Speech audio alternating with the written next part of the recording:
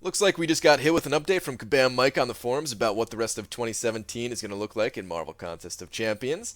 And some of the stuff we kind of expected, but it's definitely still worth talking about. And then there's one thing in this post that I kind of feel the need to clear the air about and kind of restate my opinion on it to make it clear exactly how I feel, because I feel like there's a little bit of a misunderstanding as I'm starting to see the comments already rolling in about this post and one thing in particular.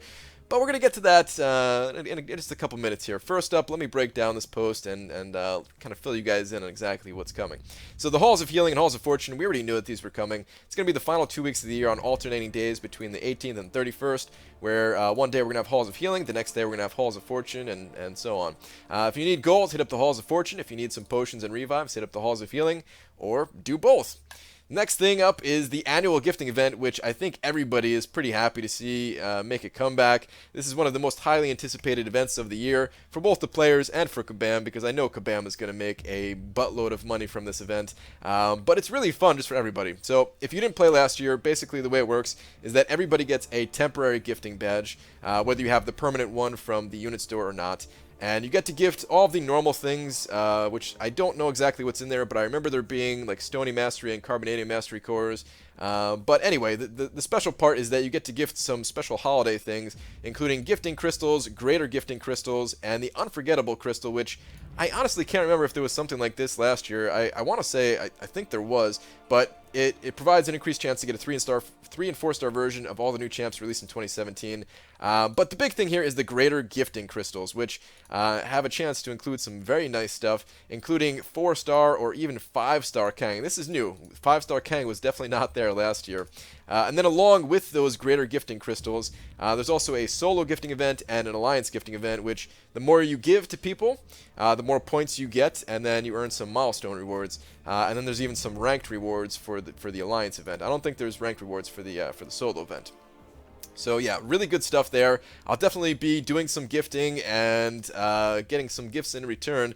Now, I don't actually accept gifts on my account, but in this case, what I do is like a one-for-one trade, so it still kind of fits in with my somewhat arbitrary rules for playing this game, because I don't normally like to just be given stuff, but yeah, if I'm doing a one-for-one trade, then that's perfectly fine. Game on. All right, let's get to the holiday calendar now, and this is where I was kind of hinting at before, where there's a little bit of a misunderstanding about the way I feel about calendars. So we're getting a tier 2 alpha catalyst in this calendar, which I think is great. And you might be thinking, like, if you've been following this channel long enough, you might be thinking like, oh wait, didn't you at one point say it's not good to see tier 2 alpha catalysts in the calendar? Well, let me explain. So first off, last year we got a very similar calendar where we did get a tier 2 alpha at the end of the year, and let me just play a little bit of this clip to show you my reaction to it last year. This is so good. Like, let me hide my face here for just a second. All you have to do is look at that bottom right portion there in orange where it says tier 2 alpha catalyst. Like, they're giving away other stuff too, but that's the big prize. Like, if you log in just for 14 days in a row at the end of the year here, you get a tier 2 alpha catalyst for free. Like, that is so good. That's incredible. Alright, so clearly I was on board with getting a tier 2 alpha catalyst last year, right? Well, then what happened? Well, if we take a look at this kind of history of calendars here, so we got that one for the end of the year in December. We also got one for January, right? And I would not be surprised if we saw one for January, for 2018 either.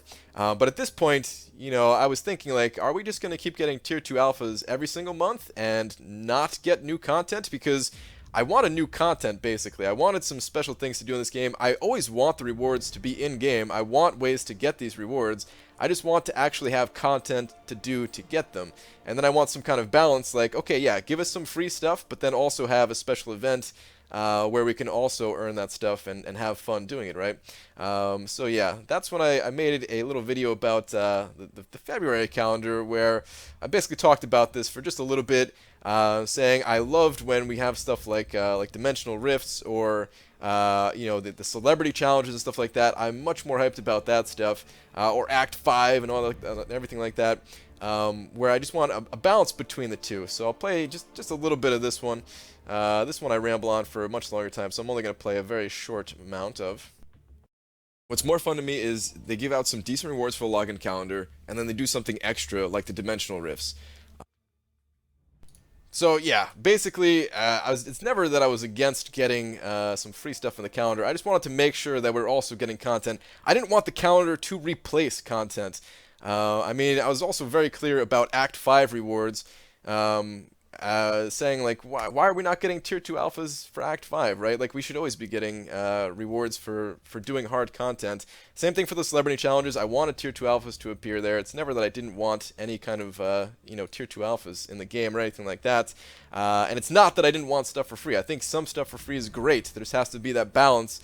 Otherwise, I feel like I'm just playing Marvel Facebook challenge or something like that, where all I'm doing is like logging into Facebook and they're giving me some free stuff and I'm not actually playing a game, right?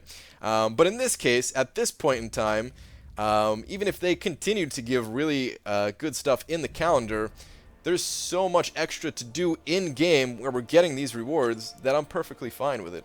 There wasn't a Modoc's lab last time. Otherwise, I would have been perfectly fine with it.